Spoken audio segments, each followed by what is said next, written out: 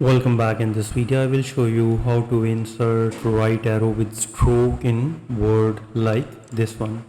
So for this you need to click on the insert and on the right side click on the equation. Click on the insert new equation, and in the symbol groups you need to click on this drop down menu, click on this arrow and select the arrows, and here you need to find it, and here it is. You can see that you just need to click on that to insert it. You can select it, go to the home and change the size to 48 so it can easily visible, and you can remove the italic and change the color of your choice, for example red, and even you can apply some effects like this one, like this one.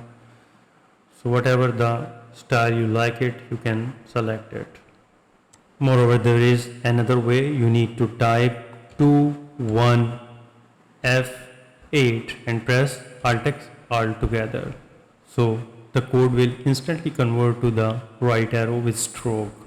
So another way is that you need to click on insert and click on the symbol, click on more symbols, and in the font section you need to select the normal text, and in the subset you need to select the arrows, and here you need to find it, and here you can see that.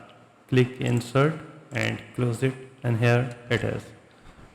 So this is very pretty simple and easy. I hope you understand how you can insert right arrow with stroke in Word document. If you think this video is helpful, please support my channel. Thanks for watching.